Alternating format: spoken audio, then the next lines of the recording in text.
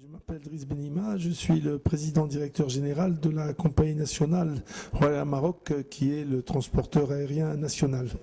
Nous nous sommes intéressés au concept de capital immatériel, après bien évidemment le discours historique de Sa Majesté le Roi, que Dieu l'assiste, sur la question, et parce que d'autres personnalités, en particulier la présidente de la CGEM, avaient attiré mon attention sur l'importance de ce concept.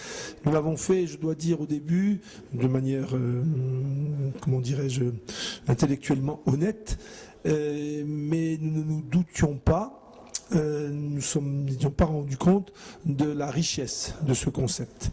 Et en fait, une compagnie aérienne par rapport à une autre, eh bien, c'est comme un restaurant par rapport à un autre restaurant. Vous pouvez avoir le même restaurant avec les mêmes casseroles, les mêmes assiettes, la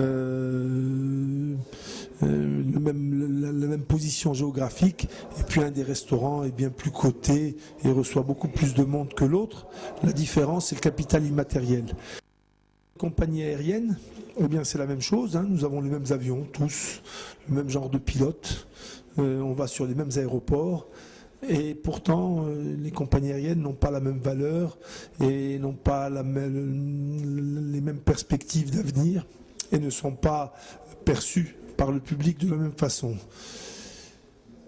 Et nous avons donc, d'une manière très académique, très scolaire, et en se fondant sur l'approche Scandia, du capital immatériel, nous avons étudié le capital humain, le capital structurel, le capital relationnel du Royal Maroc. Et nous nous sommes aperçus qu'effectivement, nous avions des actifs immatériels extrêmement importants qui expliquaient, on peut dire, comment nous avons pu transformer une compagnie qui avait de gros problèmes en une compagnie qui maintenant est sur un business model de croissance. Mais on ne s'est pas arrêté à faire la liste de toutes les caractéristiques positives de la RAM.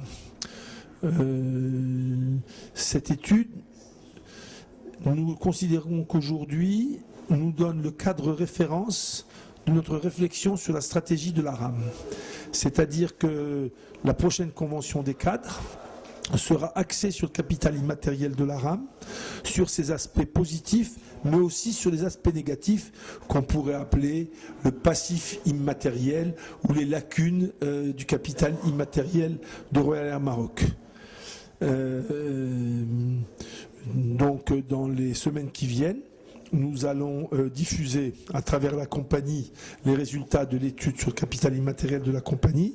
Nous allons mettre l'accent sur ce que nous avons découvert comme étant les points forts de la compagnie et nous allons mettre l'accent aussi sur ce que nous avons découvert comme étant les points faibles. Et nous allons demander à chaque direction, premièrement, de nous faire un historique qui nous permette de comprendre pourquoi nous en sommes là, rubrique par rubrique du capital immatériel, et de faire, donc nous allons demander aussi à chaque direction de nous faire des propositions sur la façon d'améliorer, d'augmenter notre richesse immatérielle. Et nous allons demander, en définitive, l'espoir, c'est qu'en définitive, l'ensemble des cadres et du personnel de la RAM ait une vision de la compagnie sur sa richesse matérielle bien sûr, mais aussi cette richesse immatérielle qui est un nouveau concept pour nous, que nous partagions la même vision, et ceci, je suis sûr, sera extrêmement important pour construire ensemble une vision d'avenir et une stratégie pour la compagnie.